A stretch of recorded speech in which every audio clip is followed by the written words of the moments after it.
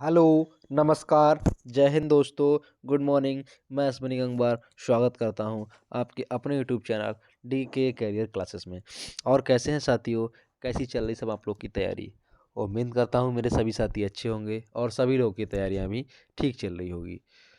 तो साथियों, जैसा कि आपको पता है एंशियंट हिस्ट्री हमने स्टार्ट किया है हिस्ट्री में, और आज उसका चौथा लेक्चर है।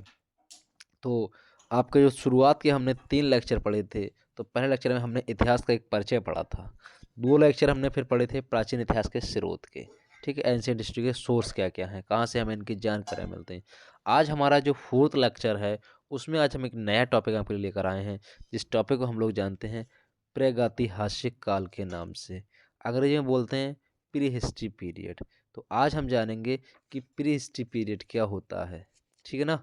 और प्री हिस्ट्री पीरियड जो है, कह सकते हैं कि इतिहास की शुरुआत भारत के यहीं से होती है। क्योंकि प्री हिस्ट्री पीरियड को अभी थोड़ी देर बाद हम आपको दिखाएंगे 3 पार्ट्स में बांटा जाता है। ठीक है, पुरापाषाण काल, मध्यपाषाण काल और नवपाषाण काल। ठीक है, तीनों की टाइमिंग अलग अलग है। तो अभी हम बस इसी पे चर्चा करेंगे। फिर प्रागैतिहासिक काल के 3 सेगमेंट हो जाएंगे, फिर उनके बारे में बताएंगे। फिर इसके बाद जब अगला टॉपिक आएगा, आद्य ऐतिहासिक काल आता है, जिसको प्रोटो हिस्ट्री पीरियड कहते हैं, और ओझा हो जाता है समाप्त। उसमें सिर्फ हम 2 चीज़ें पढ़ते हैं, एक सिंधु घाटी सभ्यता और एक वैदिक सभ्यता। फिर वैदिक सभ्यता में हम फिर 2 चीज़ें और पढ़ते हैं, एक ऋग वैदिक काल और दूसरा उत्तर वैदिक काल। फिर आधा ऐतिहासिक काल भी यहाँ पे समाप्त हो जाता है। फिर इसके बाद हम लोग जब तीसरी चीज़ पढ़ते हैं, तो वो तीसरी चीज़ हमारी होती है ऐतिहासिक काल, जिसको बोलते हैं हम हिस्टोरिकल पीरियड। उसमें हम सारी चीज़ें जानते हैं। उसमें हम आपका प्राचीन भारत का इतिहास 600 ईस्वी से लेके 600 ईसा पूर्व से लेके 712 तक का पढ़ते हैं।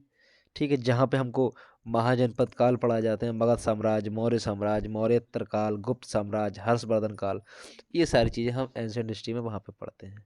ठीक है, उसके बाद हम लोग मिडल हिस्ट्री में आ जाते हैं। 712 ईस्वी से शुरू हो जाती है, जो कि 1717 ईस्वी तक चलती है। ठीक है, उसमें हम लोग मध्यकालीन इतिहास को पढ़ते हैं, जिसमें हम लोग पूर्व मध्यकालीन और उत्तर मध्यकालीन जितने भी सुल्तान राजा हुए हैं, बादशाह हुए हैं, उन सबको पढ़ते हैं। ठीक है, पूर्व मध्यकालीन 8वीं शताब्दी से लेके 12वीं शताब्दी तक माना जाता है, जिसमें हम लोग उत्तर भारत के राजपूत, पाल और गुर्जर प्रतिहार वंश देखते हैं। दक्कन के चालुक्य, पल्लव और राष्ट्रकूट वंश देखते हैं। दक्षिण भारत के चेर, पांडे, चोल, शाही चोल, ये सारे लोग देखते हैं। फिर उत्तर मध्यकालीन जब आ जाता है, 12वीं शताब्दी शुरू हो जाती है, 18वीं शताब्दी तक चलेगा ये। तो उसमें हम लोग उत्तर भारत में देखते हैं दिल्ली सल्तनत का उदय होता है। ठीक है ना, मुस्लिम साम्राज्य का उदय हो जाता है फिर ठीक से। तो दिल्ली सल्तनत, मुगल और चौहान वंश, वो पढ़ते हैं हम। फिर उसी समय मध्यकाल में आपका दक्कन में विजयनगर और बहमनी नाम के 2 राज्य बन जाते हैं, उनको पढ़ते हैं हम लोग। फिर दक्षिण भारत में उसी समय चेर है, देवगिरी के यादव हैं, वारंगल के काकतीय, द्वार समुद्र के होयसाल, इन सारे लोग की हम लोग चर्चा करते हैं। ठीक है ना, तो ये चीज़ें हम पढ़ेंगे, आपके लिए हिस्ट्री में पढ़ेंगे जो चीज़ें मोटा मोटा मैंने एक खाका आपको बता दिया। तो देखो प्रागैतिहासिक काल में किस तरह से देख रहे हो आप, प्रगति हो रही है। पहले हम लोग देखो बिल्कुल बंदर की तरह हैं लास्ट में, फिर धीरे धीरे बंदर ने उठ के चलना खड़ा किया, फिर धीरे धीरे वो आधुनिक होता गया, और आज हमारा कंप्यूटर का युग है। देखो कंप्यूटर चला रहा है लास्ट वाले फोटो में, देख रहे हो ये व्यक्ति। तो ये सारी चीज़ें हम लोग जानेंगे। इधर देखो ये कार्य कर रहे हैं ये लोग, ये देखो इस तरह से घरों में रह रहे हैं। तो इस तरह से किस तरह से हमारे इतिहास का विकास हुआ है, किस तरह से मानव की उत्पत्ति हुई है, फिर उसके बाद जो विकास हुआ है, ये सारी चीज़ें हम यहाँ पर देखेंगे। ठीक, इसमें प्री हिस्ट्री पीरियड में। तो शुरू करते हैं, आइएगा। एक बार वीडियो को सभी लोग शेयर कर दें, बाकी जो नए लोग हैं वो चैनल को सब्सक्राइब कर दें और वीडियो को ज़्यादा से ज़्यादा लाइक करें। तो सबसे पहले हमको जानना होगा कि मानव की उत्पत्ति व विकास कहाँ से हुआ है। तो ज़्यादातर जो विद्वान हैं, उन सब का मत है कि आज से लगभग 10 लाख वर्ष पूर्व या इससे भी पहले प्राइमेट्स प्राइमेट्स बोले तो जो बानर हुए हैं, लेकिन नर बानर से ही ऐसे प्राणी का जन्म हुआ जो मानव के समान था। धीरे धीरे ये प्राणी, पहले ये वृक्षों पर रहते थे, वृक्षों से उतरकर अपने पिछले पैरों पर खड़े होकर चलना सीख गए और पृथ्वी पर रहने लगे। पहले ये क्या करते थे, वृक्षों पर रहते थे ये प्राइमेट्स, लेकिन धीरे धीरे ये वृक्षों से उतरकर पृथ्वी पर रहने लगे और अपने पिछले पैरों के सहारे खड़े होकर चलना सीख लिया इन्होंने। ठीक है, पहले क्या करते थे, चारों पैरों से चलते थे, 2 हाथ होते हैं 2 पैर होते हैं, लेकिन फिर बाद में उन्होंने पीछे वाले पैरों से चलना शुरू कर दिया। ठीक है, इनके जीवाश्म भारत में नहीं मिले हैं। इनके जीवाश्म भारत में नहीं मिले हैं। मानव के प्राचीनतम अस्तित्व के संकेत द्वितीय हिमावर्तन या ग्लेशिएशन काल के बताए जाने वाले संचयों में मिले औजारों से मिलता है। मानव के सबसे प्राचीनतम जो अस्तित्व के संकेत हैं कि मानव हुआ कब, तो हिमावर्तन हुआ जब दूसरा, यानी ग्लेशिएशन हुआ, पूरी पृथ्वी बर्फ से ढक गई, उस काल की बात करी जा रहे हैं।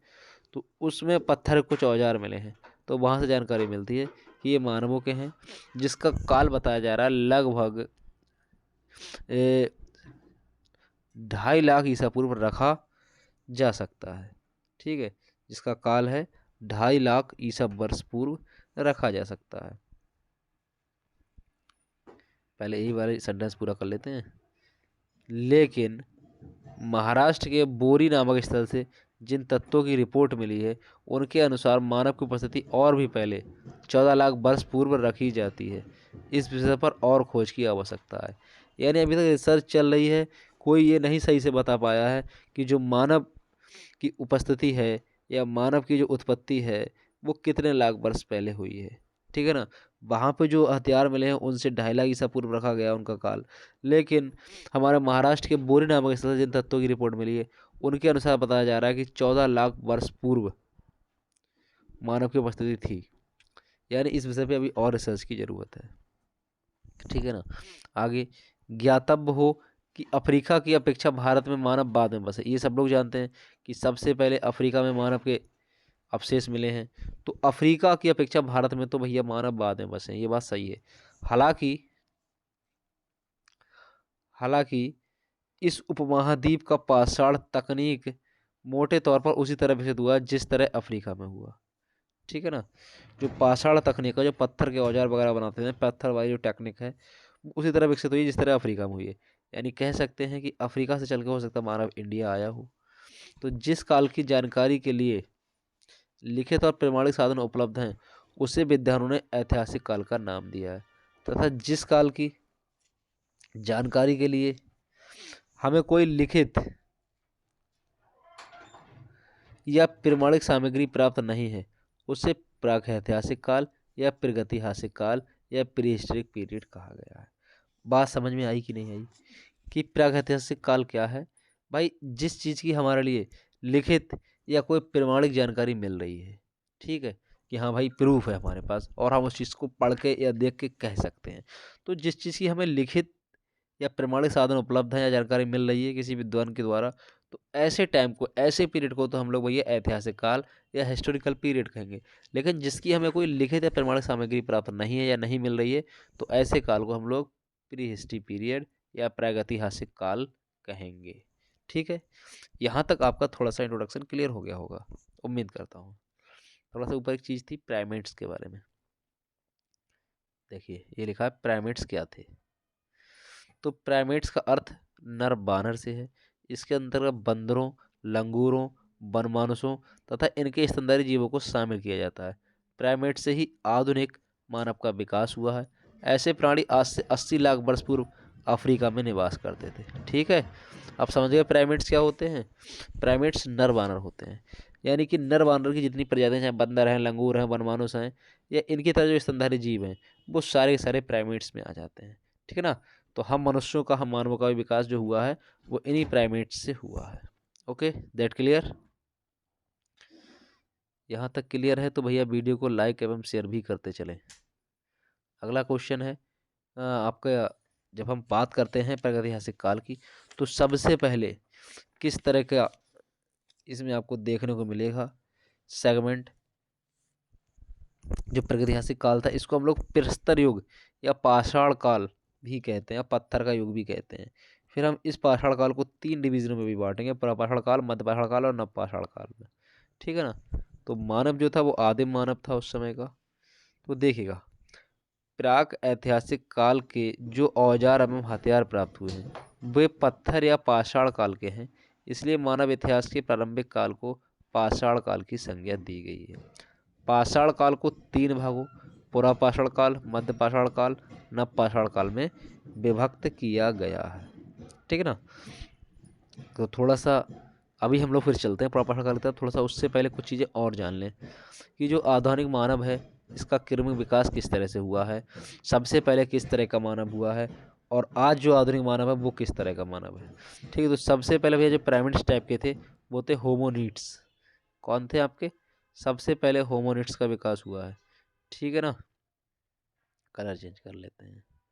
सबसे पहले होमोनिड्स आए हैं, और प्लेस्टो प्लेस्टोसीन युग या हिमकाल में सर्वप्रथम जन्म स्थल अफ्रीका का था। मतलब सबसे पहले जो जन्म हुआ है मानवों का वो सबसे पहले अफ्रीका में हुआ है। अर्ध उत्थान मुद्रा में चलने वाले रामापिथेकस कहलाए, जो मतलब पीछे के पैरों से खड़े होके चलते थे, यानी अर्ध उत्थान मुद्रा में चलते थे, थोड़ा सा आगे झुक के पूरा। वो जो शुरुआत में होमोनिड्स बने हैं मानव, तो उनको हमने शुरुआत में रामापिथेकस नाम दिया है, या रामापिथेकस कहलाए हैं, जो सबसे प्राचीन मानव हुए हैं। इसके बाद दूसरे नंबर के जो मानव हुए उनको हमने कहा है ऑस्ट्रेलोपिथेकस या दक्षिणी बानर। प्रथम बानर मानव जो सीधा चलता था उसे प्रोटो मानव या आद मानव कहते थे। ठीक है ना, जो प्रथम बार बानर ने सीधा खड़े होकर चलना शुरू किया तो उनको हमने प्रोटो मानव या आद मानव कहना शुरू किया। ठीक है, तीसरे इसके बाद विकास हुआ जैसे जैसे, तो होमो हैबिलस या कारीगर मानव का विकास हुआ। ये आपके दक्षिण अफ्रीका के प्रथम वास्तविक मानव पत्थरों के औजार के रूप में प्रयोग किए। ये होमो हैबिलस या कारीगर मानव ऐसे हैं जो दक्षिण अफ्रीका में जन्मे और प्रथम बार वास्तविक रूप से इन्होंने मानव पत्थरों का औजार के रूप में प्रयोग किया। ठीक है, पत्थरों के इन्होंने औजार बनाए। इसके बाद आपका विकास और हुआ, फिर आए आपके होमो इरेक्टस, जो सीधा खड़ा होकर चलने वाला मनुष्य था। ठीक है, होमो लग गया देखो इसके आगे, तो इसे पिथिकांथ्रोपस इरेक्टस या सीधा खड़ा वाला मानव बानर कहा गया है। ये पत्थर की हस्तकुठार या हैंड एक्स का निर्माण किया इसने, तथा अग्नि का आविष्कार भी किया इसने। भारत में नर्मदा नदी के हथनौरा स्थल से मानव कपाल के साक्ष्य मिले हैं इस टाइप के। ठीक है, इस टाइप का जो होमो इरेक्टस टाइप का मानव था, इसके भारत की नर्मदा नदी के हथनौरा स्थल से भी साक्ष्य मिले हैं इसके कपाल के। फिर पांचवा आपका आएगा होमोसैपियन, जिसको आपने नाम सुना होगा। अब जैसे हमारा भी नाम होमोसैपियंस सैपियंस है, तो होमोसैपियन नियंत्रण मानव कहते हैं इसको, बुद्धिमान मनुष्य ये बना है। फिर तो जर्मनी के नियंत्रण घाटी के आधार पर नामकरण इसका हुआ है, जहाँ पे ये लोग मिले हैं, इनके सब अवशेष मिले हैं। जर्मनी में एक जगह है नियंत्रण घाटी, तो नियंत्रण घाटी के आधार पर इसका नाम किया गया है नियंत्रण मानव। तो यहाँ पे क्या है, मृतकों का अंतिम संस्कार करने वाला प्रथम मानव के साक्ष्य जो यहाँ से मिले हैं। ठीक है, तो ये मृतकों का अंतिम संस्कार करते थे, या इस तरह के यहाँ पे प्रमाण मिले हैं, यानी कह सकते हैं कि ये बुद्धिमान मनुष्य थे। आगे जो आज हमारा वर्तमान मानव है या जो हम लोग हैं होमोसैपियंस, जिनको आधुनिक मानव कहा गया, तो इनके फ्रांस के शिलाश्रय से प्राप्त कंकाल साक्ष्य को क्रोमैग्नन कहा गया। गुफा कामा चित्रकारी व हाथी दांत की छोटी मूर्तियाँ बनाने में निपुण थे ये। 3 मानव प्रजातियाँ यहाँ से मिली हैं, काकेसस, मंगोलॉयड, नेग्राइड के आविर्भाव के पूर्व संकेत यहाँ से प्राप्त हुए हैं। ठीक है, तो ये थी थोड़ी सी हमारे आधुनिक मानव का क्रमिक विकास जो मैंने आपको बताया था। ठीक, किस तरह से होमोनिड्स, फिर ऑस्ट्रेलोपिथेकस, फिर होमो हैबिलस, होमो इरेक्टस, होमो सैपियन, फिर होमो सैपियंस, इस तरह से हमारा आधुनिक मानव हम लोग देखे गए। ये देखो कुछ स्थान है वर्ल्ड मैप में दिखाए हैं मैंने आपको कि आदि मानव के मूल स्थान क्या थे।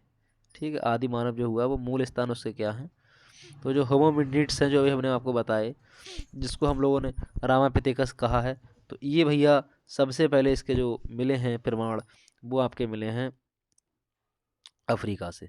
ठीक है, सबसे पहले इसके मिले हैं ये अफ्रीका से, ये देखिएगा। फिर ऑस्ट्रेलोपिथेकस नर बानर दक्षिण अफ्रीका से इसके मिले हैं। फिर तीसरा है जेजानथ्रोपस या नर बानर पूर्वी अफ्रीका से मिले हैं, ये है। चौथा है आपका जावा मानव, आपने नाम सुने होंगे ये सारे, तो जावा मानव के भैया ये जावा सुमात्रा जो द्वीप है इधर साइड से मिले हैं। फिर है आपका पांचवा पेकिंग मानव, इसके चीन से मिले हैं साक्ष्य। ठीक है, इसके चीन से साक्ष्य मिले हैं। और नियंत्रण मानव जर्मनी से इसके साक्ष्य मिले हैं। फिर आपका पिल्टडाउन मानव आ जाता है, पिल्टडाउन मानव, इसके जो साक्ष्य मिले हैं ये इंग्लैंड से मिले हैं। फिर क्रोमैग्नॉन मानव, इसके साक्ष्य जो मिले हैं आपके लिए वो फ्रांस से मिले हैं। फिर होमो सैपियंस मानव, इसके पामीर के पठार और एशिया से मिले हैं, ये जो हमारा वाला एरिया है। अफगानिस्तान वगैरह पामीर वाला, और इधर भारत एशिया वाला, चीन वाला, यहाँ से मिले हैं। ठीक है ना। आगे बढ़ते हैं। तो फिर अभी हाल ही में कुछ समय पहले एक मानव की नई प्रजाति की खोज करी गई है। ठीक है, या कह सकते हैं मानव की नई प्रजाति के अवशेष मिले हैं। तो वो कहाँ से मिले हैं, इस चीज़ की बात करते हैं। ठीक है ना। देखो, दक्षिण अफ्रीका के जोहान्सबर्ग से 50 किलोमीटर की दूरी 50 किलोमीटर की दूरी पर राइजिंग स्टार गुफा में खोजकर्ताओं ने मानव हड्डियों के प्राचीन अवशेष 10 सितंबर सन 2015 को मिले। इस प्रजाति को होमो नलेदी नाम दिया गया है। क्या नाम दिया गया है? होमो नलेदी नाम दिया गया है। अच्छा सवाल है कि मानव की नई प्रजाति के अवशेष कहाँ से मिले और कब मिले हैं। तो दक्षिण अफ्रीका के जोहान्सबर्ग से 50 किलोमीटर की दूरी पर राइजिंग स्टार गुफा में मिले हैं, और 10 सितंबर सन 2015 को। इस प्रजाति का नाम क्या रखा गया है? तो होमो नलेदी नाम इसका रखा गया है। ठीक है ना। बहुत सुंदर। वीडियो को लाइक एवं शेयर करते रहें। जो नए व्यूवर्स हैं वो चैनल को सब्सक्राइब भी करें। अगला है शोध से जुड़े, इसी में मानव की नई प्रजाति के बारे में बात हो रही है। शोध से जुड़े जो वैज्ञानिक हैं जिन्होंने इनका नाम रखा है होमो नलेदी, तो प्रोफेसर ली बर्गर ने कहा है कि ये आधुनिक मानव की प्रारंभिक प्रजातियों जीनस होमो में से एक हो सकते हैं। ये संभवतः 30 लाख वर्ष पहले अफ्रीका में रहते होंगे। जनरल एल्फी में प्रकाशित शोध के अनुसार कहा गया है कि संभवतः होमो नलेडी रीति रिवाजों के जानकार थे और संकेतों के माध्यम से विचारों का आदान प्रदान करने में भी सक्षम थे। ठीक है। कंकालों की जांच में उनकी खोपड़ी आधुनिक मानव जैसी पाई गई है। हालांकि उनके मस्तिष्क की कोरी आधुनिक मनुष्य की तुलना में छोटी व गोरिल्ला जैसे बानरों जैसी है। ठीक है, जिनका मस्तिष्क है वो थोड़ा सा आधुनिक मानव की तुलना में छोटा है और गोरिल्ला जैसे बानरों जैसा है। कलाई और हथेली भी आधुनिक मानव की तरह है, लेकिन अंगुलियां ज़्यादा मुड़ी हुई हैं। ठीक है, तो ये थोड़ा सा इस आधुनिक मानव के बारे में बात हो गई। आगे बढ़ते हैं। ये देखिएगा, थोड़ा सा चीज़ देखने का प्रयास कीजिएगा। इस चित्र के माध्यम से थोड़ा समझने का प्रयास करेंगे कि विश्व इतिहास को किस तरह से बांटा गया है। तो देखो, प्रागैतिहासिक काल हम लोग पढ़ रहे हैं, प्री हिस्ट्री पीरियड पढ़ रहे हैं। तो यहाँ पे क्या है, लिखित साक्ष्य का अभाव है, यानी हमें कोई भी चीज़ लिखित में नहीं मिल रही है। कहाँ तक नहीं मिलेगी हमको लिखित में? पुरापाषाण काल और नवपाषाण काल। पुरापाषाण काल कब है? 3 लाख वर्ष पूर्व, और 10,000 BC पूर्व तक आपका नवपाषाण काल है। प्राचीन काल 3000 BC तक, और मध्यकाल 476 AD तक है। तो इधर हमको धीरे धीरे लिखने वाली चीज़ें मिल जाएंगी, लिखित साक्ष्य उपलब्ध हो जाएंगे। इसको हिस्टोरिकल पीरियड कहेंगे हम लोग, ऐतिहासिक काल। आधुनिक काल आपका आएगा 1492 AD से, और समकालीन काल आएगा 1789 AD से। तो प्रथम मानव प्रजाति का प्रादुर्भाव 2.5 लाख वर्ष पूर्व ईसा पूर्व हुआ है, और कृषि का प्रारंभ 10,000 BC में हुआ है। आग का आविष्कार 1 लाख ईसा पूर्व हुआ है। लेखन कला का आविष्कार 3000 BC में हुआ है। तो जब लेखन कला का आविष्कार होगा तो उसी के बाद तो हमको साक्ष्य मिलेंगे, लिखित साक्ष्य। तो उसके बाद धीरे धीरे धीरे रोम साम्राज्य का पतन हुआ 476 AD में, फिर हमको लिखित साक्ष्य मिलने लगे हैं। ठीक, कोलंबस द्वारा अमेरिका की खोज की गई थी 1492 AD में। फ्रांसीसी क्रांति हुई 1789 AD में।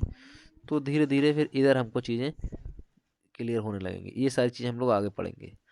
ठीक है, ये थोड़ा सा वर्ल्ड हिस्ट्री की बात थी, बता दी मैंने आपको। अब आ जाते हैं हम लोग प्रागैतिहासिक काल के विभाजन की तरफ। हालांकि इन चीज़ों को हम डिटेल में भी पढ़ेंगे, लेकिन थोड़ा सा एक बार मैप के माध्यम से समझने का प्रयास करेंगे। जो प्री हिस्ट्री पीरियड हम लोग पढ़ रहे हैं, तो भैया इसको किस तरह से बांटेंगे, ठीक है, इसका विभाजन किस तरह से करेंगे। देखिएगा, इसका 2 तरह से विभाजन होता है। एक तो इसमें भैया धातु युग और एक पाषाण युग। पाषाण युग कहाँ है? जहाँ पे अधिक से अधिक पत्थरों का प्रयोग किया गया है, तो उस टाइम को कहा गया है पाषाण युग। और दूसरा टाइम है धातु युग, जहाँ पे ज़्यादातर धातु का प्रयोग किया गया है। तो देखो, पाषाण युग में क्या क्या है इसके। सबसे पहला जो इसका डिवीजन करेंगे हम लोग, पुरापाषाण काल, प्राचीन पत्थर युग कहा गया है। ठीक है, इसमें क्या हुआ, पुरापाषाण काल में जो मानव था उसकी जो प्रवृत्ति थी वो आकेठक व संग्राहक काल का वाला कहा गया है। आकेठक का मतलब इस टाइप का जो मानव था वो शिकार करता था और खाने वाली या वस्तुओं को इकट्ठा करता, संग्रह करता था उनका। तो इसको आकेठक व संग्राहक काल कहा गया है। ठीक है, और इसके खोजकर्ता कौन है? तो इसके खोजकर्ता जो हैं वो रॉबर्ट ब्रूस फ्रूट हैं। और आवास इनके कैसे थे? तो शैलाश्रय था आदिवास, शैलाश्रय आदिवास था इनका। ठीक है या कहीं भी भैया ये शैलों वगैरह में रह लेते थे, यानी चट्टानों में, पहाड़ों में, गुफाओं में रहते थे ये पाषाण युग में। फिर दूसरा इसका डिवीजन आएगा मध्य पाषाण काल या मध्य पत्थर युग। ठीक है, प्रथम खोजकर्ता इसके जॉन इवॉन्स हैं। ये भी भैया आर्किटेक्ट प्रकृति के थे। ठीक है, ये भी शिकारी थे, लेकिन इन्होंने पशुपालन करना सीख लिया। ठीक, आर्किटेक्ट व पशुपालक काल। आवास इनका कहाँ पे था? ये ग्रुप में थोड़ा रहने लगे तो ये नदियों के किनारे रहने लगे। ठीक है, क्योंकि भाई पशु भी पालते थे, उनके लिए सारी चीज़ों की व्यवस्था भी करनी होगी जब पशुपालन करने लगे। तो ये नदियों के किनारे उन्होंने रहना शुरू करा मध्य पाषाण काल में। फिर हमारा आया नव पाषाण काल। ठीक, इसके नवीन पत्थर युग इसको कहा गया। इसके खोजकर्ता डॉक्टर प्राइमरोज हैं। तो इन्होंने क्या करा है? प्रथम खाद्य उत्पादन, पहली बार कृषि को शुरुआत करी है। ठीक है, और पहिए व कृषि का आविष्कार किया है किन्होंने? नव पाषाण काल में मानव ने। आवास इनका क्या है? गर्त स्थायी आवास। ठीक है, एक तो इन्होंने स्थायी आवास बनाना शुरू कर दिए और गर्त में बना रहना शुरू कर दिया, थोड़ा गड्ढे टाइप का बना के इन्होंने गर्त बना के थोड़ा सा ये इस तरह से रहना इन्होंने शुरू कर दिया। ठीक है ना, तो ये तुम्हारा तीनों डिवीजन थे पाषाण युग के। फिर उसके बाद धातु खोज हुई है। तो धातु युग, ताम्रकालीन युग, तांबा प्लस पत्थर बराबर तांबर। तो धातु युग में जो सबसे पहला युग आएगा उसको कहा गया है ताम्रकालीन युग। यानी सबसे पहले किस धातु का प्रयोग किया गया? अगर सवाल आपसे आ जाए मानव के द्वारा, तो सबसे पहले तांबे का प्रयोग किया गया है। तांबा प्लस पत्थर इनके औजार बनाए गए, तो इनको हमने कहा गया है ताम्र। तांबा प्लस पत्थर से बना है ताम्र। तो तांबे का प्रयोग सबसे पहले किया मनुष्य ने। आवास इनके कच्चे व पक्के दोनों तरह के इन्होंने बनाने शुरू कर दिए। फिर तांबा के बाद कांस्य युग आया है। तो कांस्य कैसे बनता है? तांबा प्लस टिन के मिक्सचर से कांस्य बनता है। ठीक है, तांबा प्लस टिन से मिला के जो चीज़ें बनाई वो कांस्य बना। फिर उन्होंने कांस्य का प्रयोग शुरू कर दिया। ठीक है ना, यानी सिंधु घाटी सभ्यता की तरफ हम लोग आ गए, पक्के अधिवास बनने लगे। फिर लौह युग आया। लौह का प्रयोग सबसे पहले कब किया? तो लोहे का प्रयोग वैदिक काल में करना शुरू हो गया और पक्के अधिवास यानी पक्के आवासों में रहने लगे। ठीक है ना, ये आपका था प्रागैतिहासिक काल का विभाजन थोड़ा सा। पत्थर के टुकड़ों में निर्मित घरों को शैलाश्रय कहते हैं। जो पत्थरों के, अभी ऊपर मैंने बताया था ना कि शैलाश्रय अधिवास, शैलाश्रय अधिवास किसका था? तो ये पुरापाषाण काल के मानवों का था। यानी जो पत्थरों के घरों में रहते थे, पत्थरों के टुकड़ों के घर बनाते थे, उनको हम लोग शैलाश्रय कहने लगे। ठीक है, आगे बढ़ते हैं। यहाँ तक क्लियर है चीज़ें? कोई डाउट हो, कोई दिक्कत हो तो आप कमेंट कर सकते हैं। अगला सवाल, अगली चीज़ देखते हैं। जो पुरापाषाण युग है इसकी अगर हम लोग डिवीज़न करते हैं तो पुरापाषाण युग को आप लोगों को बताया मैंने कि 3 भागों में हम लोग बांट सकते हैं। सबसे पहला भाग इसका देखते हैं। देखो, पुरापाषाण का जो काल है उसको हम लोग 3 डिवीज़न में बांट सकते हैं। या पुरापाषाण युग के क्षेत्र कौन कौन से? तो एक तो निम्न पुरापाषाण युग, मध्य पुरापाषाण युग और उच्च पुरापाषाण युग। जो निम्न पुरापाषाण युग है इसको हम लोग फलक संस्कृति कहते हैं, मध्य पुरापाषाण युग को सल्क संस्कृति कहते हैं और उच्च पुरापाषाण काल को सल्क और फलक संस्कृति दोनों कहते हैं। तो फलक क्या होता है? एक तरह से जो होता है फलक, वो एक प्रकार का औजार होता है। ठीक है, और इसको पत्थर से तोड़कर बनाया जाता है। और शल्क माने भी वही भैया आपका पत्थर ही होता है। तो इन्हीं की जो संस्कृतियां हैं वो सारी की सारी हमको यहाँ पे पुरापाषाण काल में देखने को मिलेंगी। ठीक है, तो सबसे पहले इसके कहाँ कहाँ से साक्ष्य मिले हैं? तो इधर देखो, सोन घाटी से और बोलन घाटी से मिले हैं। सोन घाटी पाकिस्तान में है, बोलन घाटी मिर्ज़ापुर में है। फिर आपका इधर मध्य पुरापाषाण या मध्य जो पुरापाषाण युग है उसके साक्ष्य कहाँ से मिले हैं? तो सोन घाटी, बोलन घाटी और नर्मदा घाटी और तुंगभद्रा घाटी यहाँ से मिले हैं। और जो सल्ग फलक संस्कृति है जिसको उच्च पुरापाषाण युग कहा गया है, इसके साक्ष्य आपके मिले हैं बोलन घाटी से, छोटा नागपुर पठार से, मध्य भारत से, गुजरात से, महाराष्ट्र से, कर्नाटक से और आंध्र प्रदेश से।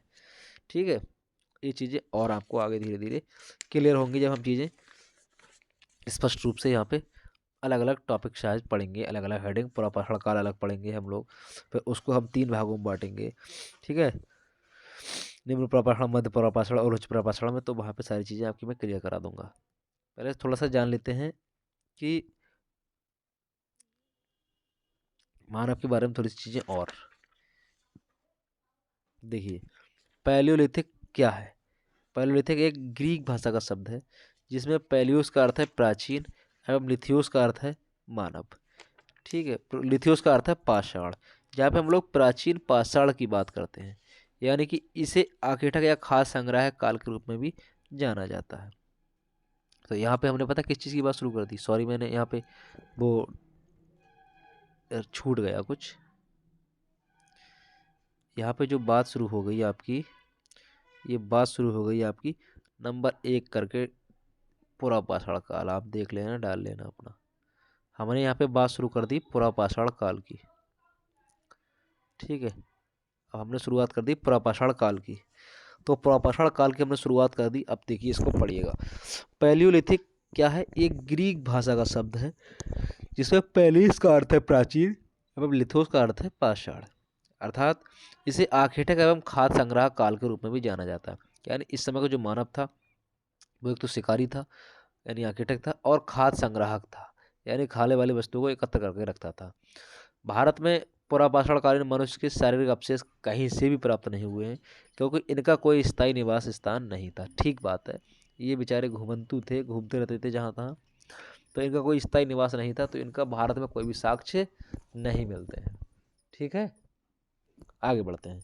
मनुष्यों का जीवन पूर्ण रूप से प्रकृति पर निर्भर था। वे आखेटक या शिकार से अपना भोजन प्राप्त करते थे, यानी कंदमूल इत्यादि फल खाते थे। ठीक है, वहाँ वृक्षों पर रहते थे और अपना जीवन काटते थे। आगे इस काल में मानव को अग्नि का ज्ञान, आग का आविष्कार 1 लाख वर्ष ईसा पूर्व था। तो इस काल के जो मानव थे उनको धीरे धीरे अग्नि का ज्ञान हो गया था। ठीक है, परंतु अग्नि के प्रयोग से अनभिज्ञ थे। उन्होंने तुक्के में अग्नि का तो आविष्कार कर लिया लेकिन उसका प्रयोग करना नहीं सीख पाए पुरापाषाण काल के मानव। तो इस समय के मनुष्य जो थे वो नेग्रिटो जाति के थे। किस तरह, कौन सी जाति के थे? पुरापाषाण काल के नेग्रिटो जाति के थे। तो इस युग को 3 भागों में बांटा गया है। तो सबसे पहला कौन सा है भैया इसका पार्ट? 3 उसमें बांटा गया है इस युग को, पुरापाषाण काल को। तो नंबर ए पे आपका आता है निम्न पुरापाषाण काल। तो इस काल के मानव मूलतः क्वार्टजाइट पत्थर का प्रयोग करते थे। ठीक है, और इस काल के उपकरणों को 2 भागों में बांटा गया है। चापर चापिंग पेपुल संस्कृति, इसके उपकरण सर्वप्रथम पंजाब की सोहन नदी घाटी से प्राप्त हुए। इसी कारण इसे सोहन संस्कृति भी कहते हैं। ये एक तरह के उपकरण हैं, क्वार्टराइज पत्थर के उन्होंने बनाए, हथियार टाइप के। तो चापर चापिंग पेपुल संस्कृति के हथियार जिन्होंने बनाए हैं, तो इनके कहाँ से साक्ष्य मिले हैं? तो पंजाब की सोहन नदी घाटी से प्राप्त हुए हैं। इसी कारण इसको सोहन संस्कृति भी कहा जाता है। दूसरे किस तरह के हथियार मिले हैं क्वार्टराइज पत्थर के? हैंड एक्स संस्कृति। तो यहाँ पे भैया हस्त कुठार मिली है या हस्त वाली कुल्हाड़ी मिली है, इसलिए इसको हैंड एक्स संस्कृति कहा गया है। इसके उपकरण सर्वप्रथम मद्रास के समीप बादम दुराई या बाद मदुराई तथा अति रमपक्कम से प्राप्त किए गए हैं। ये साधारण पत्थरों से कोर तथा फ्लैग प्रणाली द्वारा निर्मित किए गए हैं। इसे मद्रास संस्कृति भी कहते हैं, जहाँ से आपको हस्त कुठार के साक्ष्य मिले हैं। सर्वप्रथम रॉबर्ट ब्रूस फुट ने 1863 में मद्रास के पास पल्लवरम नामक स्थान से प्रथम हैंड एक्स, बहुत इंपॉर्टेंट कि प्रथम हैंड एक्स का साक्ष्य कहाँ से मिले हैं? तो रॉबर्ट ब्रूस फुट ने 1863 में मद्रास के पास पल्लवरम नामक स्थान से प्रथम हैंड एक्स या हाथ की कुल्हाड़ी के साक्ष्य प्राप्त किए हैं या प्राप्त किए थे। ठीक है ना, यहाँ तक क्लियर? पहले ये चीज़ आपकी पूरे ख़त्म कर दूँ। 1982 ईस्वी में अरुण सोनकिया ने मध्य प्रदेश के होशंगाबाद जिले में स्थित हथनौरा, नर्मदा नदी घाटी के किनारे है ये बसा हुआ, तो हथनौरा से मानव कपाल या खोपड़ी के जीवाश्म प्राप्त किए हैं, जो भारत में प्राप्त मानव अवशेष का प्राचीनतम साक्ष्य है। सवाल पूछ लेगा कि भारत में प्राचीनतम साक्ष्य कहाँ से मिले हैं मानव अवशेष के? तो भैया मध्य प्रदेश के होशंगाबाद जिले में प्राप्त हुए हैं, हथनौरा नामक स्थान से। ठीक है ना, मानव खोपड़ी के जीवाश्म मिले हैं वहाँ पे। ये बातें हो गई आपकी। अभी मध्यपुरा पहाड़ काल की तरफ चलते हैं। देखो, पुरापाषाण काल को 3 भागों में बांटा, निम्न पुरापाषाण, मध्य पुरापाषाण और उच्च पुरापाषाण। अभी वहाँ चलते हैं। इससे पहले थोड़ा सा ये जान लेते हैं कि होमो क्या है। होमो भैया लालनी भाषा का एक शब्द है जिसका अर्थ आदमी है। ठीक है ना। होमो क्या है? लालनी भाषा का एक शब्द है जिसका अर्थ आदमी है। इसमें पुरुष व स्त्री दोनों शामिल हैं। होमो के कई प्रजातियों में उनके गुण के अनुसार वर्गीकृत किया गया है। होमो हैबिलस औजार बनाने वाले मानव, होमो इरेक्टस सीधे खड़े होकर चलने वाले, और आपके तीसरे होमो सैपियंस जो बुद्धिमान मानव है, चिंतनशील आधुनिक मानव। तो इस तरह से होमो का वर्गीकरण किया गया है। Okay, is that clear? अब देखो दूसरी तरफ चलते हैं, मध्यपुरा पाषाण काल। तो मध्यपुरा पाषाण काल क्या है? मध्यपुरा पाषाण काल में क्वार्टराइज्ड पत्थरों के स्थान पर जैस्पर, चार्ट, फिलेट के पत्थर प्रयोग किए गए। ठीक है ना। जैस्पर, चार्ट, फिलेट के पत्थर प्रयोग किए गए। पहले क्या था आपका? ओनली ऑन क्वार्टराइज्ड पत्थर का प्रयोग किया गया, लेकिन यहाँ पर पत्थरों की और भी क्वालिटियों की प्रयोग करे गए हथियार बनाने में। फलकों की अधिकता के कारण इस काल को हसमुख धीरज लाल संकालिया ने फलक संस्कृति की संज्ञा दी है। कौन संस्कृति का? ये फलक संस्कृति। फलक एक प्रकार का औजार होता है जिसे पत्थर से तोड़कर बनाया जाता है। ठीक है, तो ज़्यादातर पत्थरों के औजार इस काल में मिले हैं, मध्यपुरा पाषाण काल में, इसलिए इसको भैया फलक संस्कृति भी कहा गया है। अगला उच्च पुरा पाषाण काल। तो इस युग के उपकरण ब्लेड होते थे, यानी कि बहुत ही नुकीले, बहुत ही पैने, बहुत ही चमकदार एक तरह से जो हथियार बनाए जाने लगे, तो वो उच्च पुरा पाषाण काल में बनाए जाने लगे। विश्वव्यापी संदर्भ में इनके दो विचलताएं हैं। ये चकमक उद्योग की स्थापना हुई, इससे नए और आधुनिक प्रारूप के मानव होमो सेपियंस का सर्वप्रथम उदय हुआ उच्च पुरा पाषाण काल में। ठीक है, आगे बढ़ते हैं। इससे आपने तीनों चीज़ें जान ली, उच्च पुरा पाषाण काल वगैरह की। इसमें एक लाइन और अभी आपकी बकाया है, अभी मैं वो आपको बता दूं, फिर आगे बढ़ते हैं। देखो, बेलन घाटी से लोहदा नाला क्षेत्र से विश्व की सबसे प्राचीनतम अस्थि स्थित स्त्री की मूर्ति या माता देवी प्राप्त हुई है। बेलन घाटी में एक लोहदा नाला क्षेत्र है, वहां से विश्व की सबसे प्राचीन अस्थि निर्मित स्त्री की मूर्ति या माता देवी की मूर्ति प्राप्त हुई है।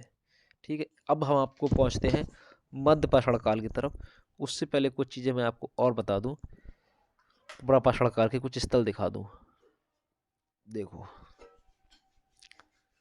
स्थान है पहलगांव, कश्मीर में पड़ता है, पहले नंबर पे आपको दिख रहा होगा। और यहाँ से जो साक्ष्य मिले हैं वो लिद्दर नदी के निकट हाथ की कुल्हाड़ी प्राप्त हुई है। ठीक है ना। इधर देखो भीमबेटका से क्या मिला है? भीमबेटका से आपके लिए मानव का सर्वप्रथम चित्रकारी के प्रमाण मिले हैं भीमबेटका की गुफाओं से। ये देखो इस तरह के औजार होते थे उस समय प्रयोग में, ये पत्थरों के औजार हैं।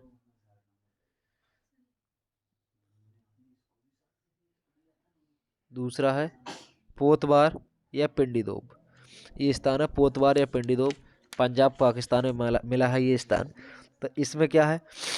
हस्तकुठार व काटने के औजार मिले हैं, हस्तकुठार व काटने के औजार मिले हैं।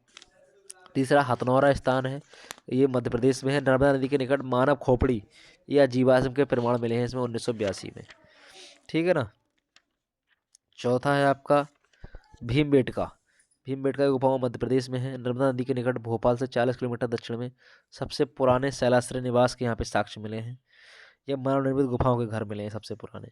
फिर है आपका आदमगढ़, मध्य प्रदेश में है, शिल्प उपकरण यहाँ से प्राप्त हुए हैं। लोहदा नाला उत्तर प्रदेश में है, लोहदा नाला उत्तर प्रदेश में है, यहाँ से बोला नदी घाटी में विश्व के प्राचीनतम अस्थि निर्मित माता देवी की प्रतिमा मिली है, अभी मैंने बताई दो ऊपर आपके लिए। इसके बाद आपका पल्लवरम, तो पल्लवरम से मद्रास में है, भारत में सर्वप्रथम हैंड एक्स या हाथी कुल्हाड़ी के प्रमाण मिले हैं। अतिरमपक्कम मद्रास में है, हैंड एक्स प्लस क्लीवर व फलक उपकरण मिले हैं। गुड़ियाम मद्रास में है, फलक व क्लीवर उपकरण के साक्ष्य मिले हैं। नेवासा व चिरकी ये भी महाराष्ट्र में है। तो मध्य प्रपाषाणिक युगीन उच्च कोटि के उपकरण यहाँ से प्राप्त हुए हैं। ठीक है, तो आपने थोड़ा सा ये जान लिया प्रपाषाणकालीन स्थल और वहाँ से क्या क्या मिला है। आगे देखते हैं, मध्य पाषाण काल भी पढ़ेंगे।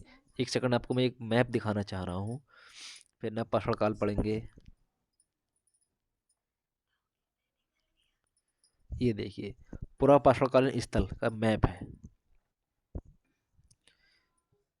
पूरा नीचे पढ़ेंगे हम अभी। तो देखो सबसे पहली बात क्या थी, जो पाषाणकालीन हमारे युग है तो उसकी सबसे पहली बात थी कि इस काल में क्रांतिकारी उपलब्धि क्या थी कि भैया आग का आविष्कार हो गया। दूसरा, इस समय का मानव क्या था, वो आगेटक था और खाद्य संग्राहक था, शिकार करता था और भोजन को एकत्र करता था। ठीक है, तो कहाँ कहाँ से मिले हैं, तो भैया ये देखो पहलगांव से मिले हैं। ठीक है, उत्तर प्रदेश के मिर्ज़ापुर की बोलन घाटी से पशु के अवशेष प्राप्त हुए हैं, ये है। और इधर आपका ये देखो लोधा नाला है, भीमबेटका है, आदमगढ़ है, हथनौरा है, यहाँ सबसे साक्ष्य मिले हैं। नेवासा है, चिरकी है, और इधर हाथी का सबसे पुराना जीवाश्म मिला है आपका हथनौरा से, इसलिए इसको हथनौरा कहा गया मध्य प्रदेश में। 1863 में सर्वप्रथम रॉबर्ट ब्रूस फुट ने मद्रास में निकट प्रथम हैंडेक्स की प्राप्त किया था, पल्लवरम से, हाथीरक पक्कम से और गुंडियाम से। ठीक है, हैंडेक्स मिली है। नेवासा और चिरकी से क्या मिला है, तो नेवासा और चिरकी से महाराष्ट्र में के निकट है ये दोनों स्थान। हाथी, कुल्हाड़ी, खुरचनी व बेधक पाए गए हैं। तो ये आपका थोड़ा सा बता दिया मैंने आपको, मैप दिखाना चाह रहा था इसीलिए कि आप उस समय देख सकें। ठीक है, अब हम पीछे चलते हैं अपना मध्यपाषाण काल की तरफ। मध्यपाषाण काल की तरफ देखो, मध्यपाषाण काल की बात करते हैं हम लोग। तो भारत में मध्यपाषाण काल के विषय में जानकारी सर्वप्रथम 1857 में हुई, जब सीएल कलाइज ने विंध्य क्षेत्र में लघु पाषाण उपकरण खोजे थे। मध्यपाषाण युग के औजार जो हैं वो छोटे पत्थरों से बने हुए हैं, इनको माइक्रोलिपिक या सूक्ष्म पाषाण कहा गया है। तो इस युग को आगेठक व पशुपालक काल के रूप में जाना जाता है। भारत में मानव अस्थिपंजर मध्यपाषाण काल से ही सर्वप्रथम प्राप्त होने लगता है। ठीक है, मध्यपाषाण काल में साक्ष्य मिले हैं कि भारत में कहीं ना कहीं मानव रहते थे, और मानव अस्थिपंजर के जो साक्ष्य मिले हैं वो मध्यपाषाण काल से ही मिलने शुरू हुए। इसके बाद भीलवाड़ा जिले में कोठारी नदी के तट पर स्थित बागौर भारत का सबसे बड़ा मध्यपाषाणिक स्थल है। भीलवाड़ा में कोठारी नदी के तट पर स्थित बागौर भारत का सबसे बड़ा मध्यपाषाणिक स्थल है। यह 1968 से 1970 तक बीएन मिश्र द्वारा उत्खनन कार्य करवाया गया था। उधर मध्य प्रदेश के पंचमढ़ी के निकट मध्यपाषाण युग के दो शैलाश्रय मिले हैं, जिनका नाम है जम्बूद्वीप व डैरोथोद्वीप। ठीक है, ये मध्य प्रदेश के पंचमढ़ी में निकले हैं। अगला, पशुपालन मध्यपाषाण काल से ही शुरू हुआ है बताया जाता है। इसका प्रथम साक्ष्य आमदगढ़ होशंगाबाद मध्य प्रदेश से प्राप्त हुआ है, जहाँ पे पशुपालन के साक्ष्य मिलते हैं। ठीक है बेटा, अब आगे बढ़ते हैं हम लोग, नवपाषाण काल में जाते हैं। ठीक है, पाषाण काल का तीसरा टाइप जो नवपाषाण काल है, तो यूनानी भाषा का न्यू न्यू मतलब नवीन या नया अर्थ से प्रयुक्त हुआ है नवपाषाण काल, इसलिए इस काल को नवपाषाण काल भी कहते हैं।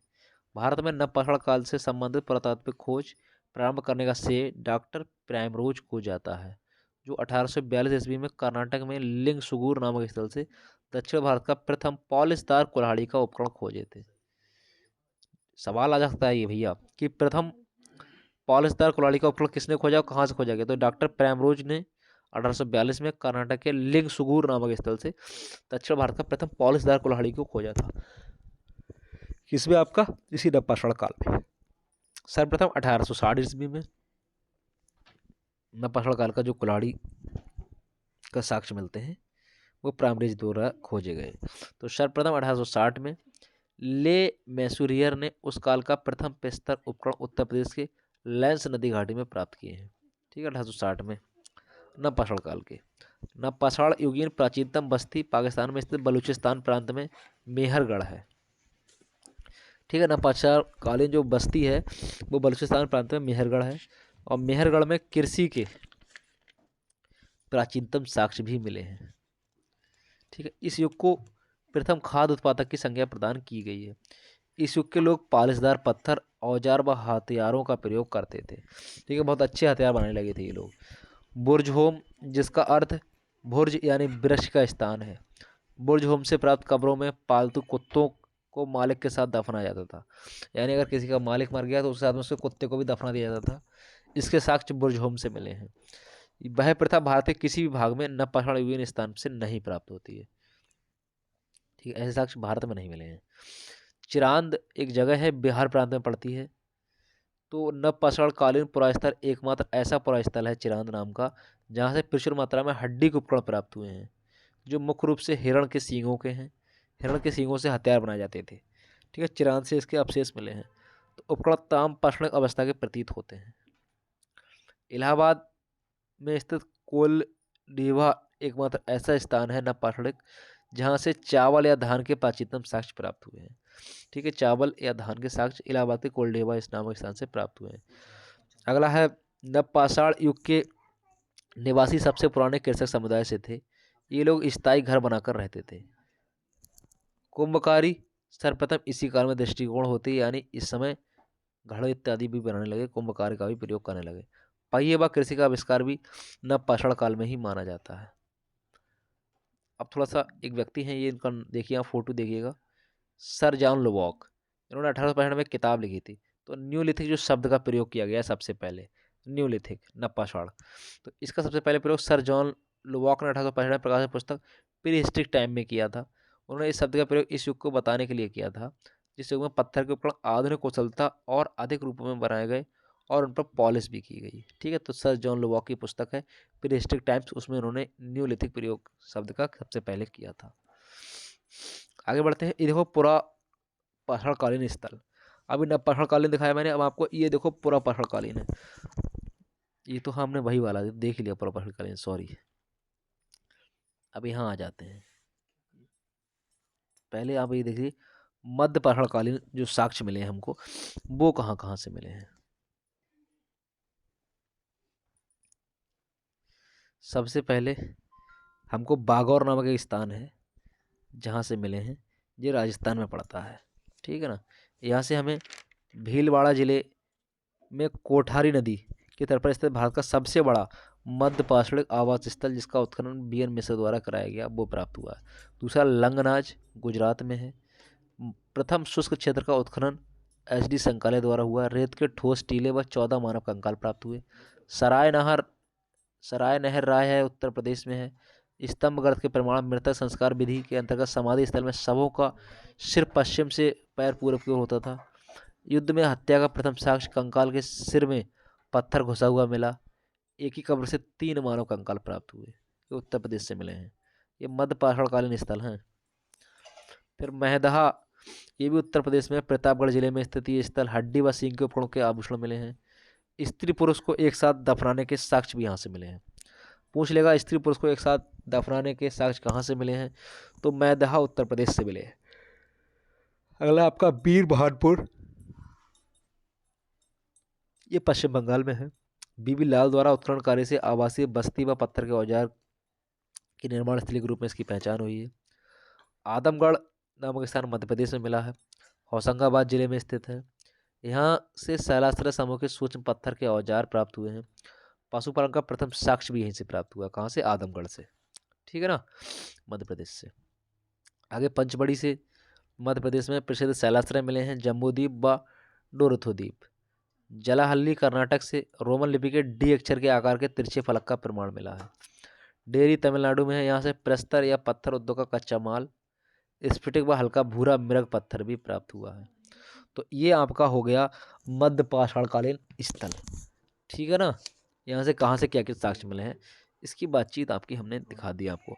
फिर मध्य पाषाणकालीन आपको थोड़ा सा मैप के माध्यम से दिखा दें हम। यहाँ का मानव भी भैया आगेटक और पशुपालक प्रवृत्ति का था। मकान बनाने के प्राचीनतम साक्ष्य भी यहाँ से मिले हैं। विश्व का प्राचीनतम वृक्षारोपण का प्रमाण भी यहीं पे मिला है।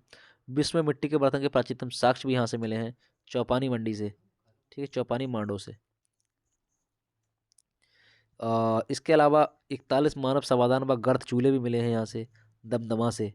ठीक है, एक ही कब्र में त्रिमानव समाधि के साक्ष्य भी मिले हैं मैदहा से, उत्तर प्रदेश में।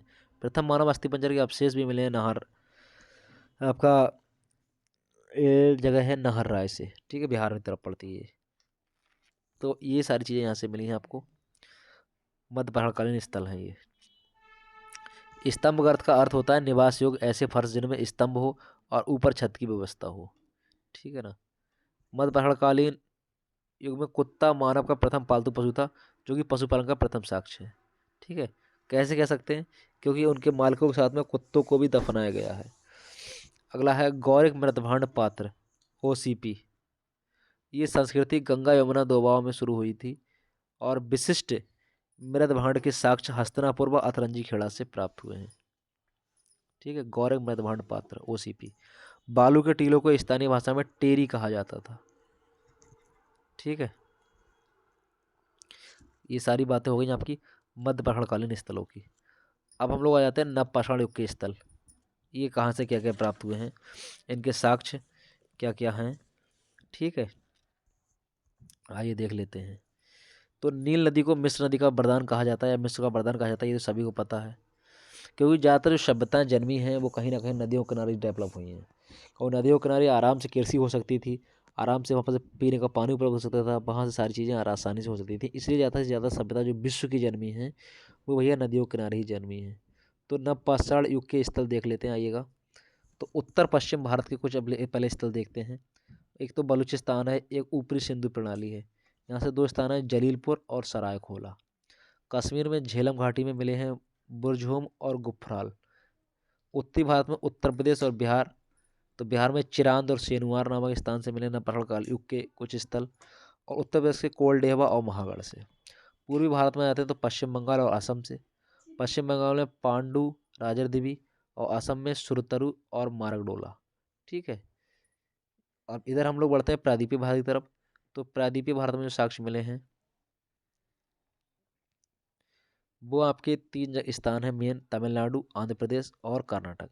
तो कर्नाटक में स्थान है ब्रह्मगिरी, हाल्लूर, कोडेकाल, कुपगाल, मास्की, पास्तब, सगनाकालू और टेकाकू लाकोटा। आंध्र प्रदेश में नागार्जुन कोंडा और पिक्कीहाल व उन्नूर। और तमिलनाडु में एक ही स्थान है आपका पायमपाली। तो यहाँ से आपके लिए नवपाषाण काल के साक्ष्य मिले हैं, ठीक है ना। ये मध्यपाषाण युग के कुछ स्थल हैं, मैं आपको दिखा दूं। ये पहले दिखाने चाहिए थे, कोई बात नहीं। मध्य प्रदेश, राजस्थान, उत्तर प्रदेश और बिहार। मध्य प्रदेश में आपके आदमगढ़, भीमबेटका और बोधोर। आदमगढ़ होशंगाबाद में, भीमबेटका भोपाल के समीप, बोधोर सिद्दी के समीप है। राजस्थान में बागौर, भीलवाड़ा के समीप। उत्तर प्रदेश में महागढ़, मेजा के समीप। सरायनहर, प्रतापगढ़ के समीप। बिहार पायसरा, मुंगेर के समीप।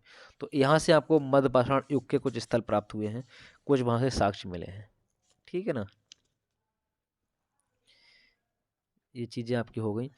अब एक थोड़ी सी इंपॉर्टेंट चीज़ ये है कि केरल के पास में पाषाण युग की संस्कृति के कुछ साक्ष्य मिले हैं, ठीक है। रॉबर्ट ब्रूस फूड, अभी जो इसका मैंने फोटो दिखाया था थोड़ी देर पहले आपको, रॉबर्ट ब्रूस फूड ने फोटो नहीं दिखाया था, इसके बारे में बताया था। तो इसने भैया कुछ साक्ष्य प्राप्त करे हैं। इसने 19वीं शताब्दी में, ये भूगर्भ शास्त्री था रॉबर्ट ब्रूस फूड। तो इसने खुदाई करवाई केरल के पास में, तो कई प्रागैतिहासिक वस्तु की उसने खोज की है। केरल के उत्तरी हिस्से में केरल के उत्तरी हिस्से में इसने खुदाई के दौरान पाषाण युग की संस्कृतियों के अवशेष प्राप्त इसने किए हैं। केरल के पुरातत्व विभाग के प्रमुख प्रयासों से केरल के कई पुरापाषाण, मध्यपाषाण और नवपाषाण काल के उपकरण एवं पत्थरों पर बने कई साइट, मेगालिथिक साइट उत्तरी केरल से प्राप्त हुए हैं। खुदाई के दौरान पाषाण युगीन कुल्हाड़ी, बैनिमल नदी बेसिन जो कोझिकोड में स्थित है प्राप्त हुए हैं। नुकीले पत्थर और खुरचनी अनखयाम और चीराखयाम नदी बेसिन जो चंद्रगिरी में स्थित है, यहाँ से प्रथम बार पुरापाषाण औजार के साक्ष्य मिले हैं, ठीक है। प्रागैतिहासिक बस्तियों में रहने वाले लोग हाथ की कुल्हाड़ी के निर्माण की तकनीक से परिचित थे या परिचित थे, ठीक है। आगे 1930-35 में पुरातात्विक रिचर्ड उट्टेन-टोड ने प्रथम बार इस क्षेत्र में मध्यपाषाण काल के उपकरण की खोज की है। कुछ पुरातत्वविदों ने पनोम वन क्षेत्र में भी मध्यपाषाणकालीन उपकरण की खोज की, जो कोझिकोड या वायनाड जिले में स्थित है। ये स्थान मध्यपाषाणकालीन अपशिष्ट पदार्थों का कारखाना है।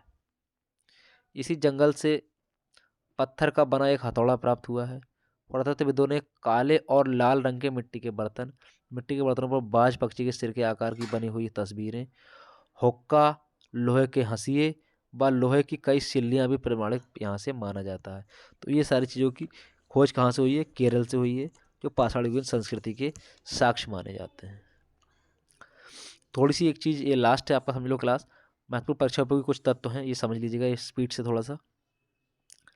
महाराष्ट्र के, क्योंकि क्लास काफ़ी लंबा हो गया आज, महाराष्ट्र के लोग मृतक को कलश में रखकर अपने घर में फर्श के अंदर, महाराष्ट्र के लोग मृतक को कलश में रखकर अपने फर्श जो घर में होती थी उसके अंदर उत्तर दक्षिण दिशा में गाड़ते थे, ठीक है। जैसे हम लोग आज गाड़ते हैं ना, मतलब रखते हैं अपने घर में अवशेष, और उसके बाद फिर उनको हम लोग गंगा जी में प्रवाहित करते हैं। तो ये लोग उत्तर दक्षिण दिशा में गाड़ते थे।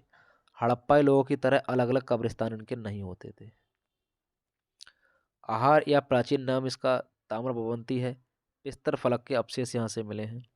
दैमाबाद में कांसे की वस्तु की प्राप्ति का स्थल था। इस काल में गेहूँ, धान, दाल की खेती करते थे लोग।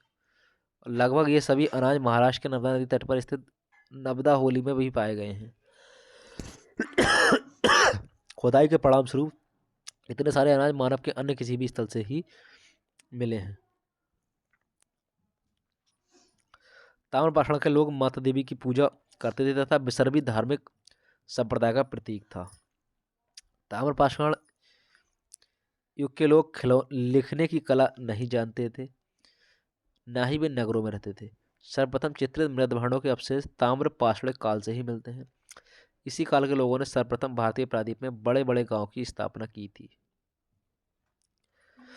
हम लोग ताम्र युग पे बातें करने लगे और कल मैं आपके लिए ताम्रपाषाण युग ही पढ़ाऊंगा। इसी कुछ इंपॉर्टेंट फैक्ट पढ़ा रहा हूँ।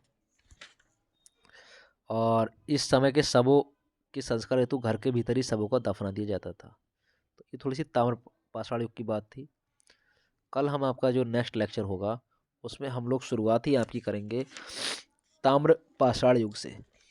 ताम्रपाषाण युग के स्थल बताएंगे, फिर आपको संस्कृति बताएंगे, उसकी समाधान विधियाँ सब चीज़ें बताएंगे। फिर उसके बाद लौह युग आएगा और फिर आपका ये टॉपिक कल ख़त्म हो जाएगा। ठीक, तो कल का क्लास तो आपका इतना बड़ा नहीं रहेगा।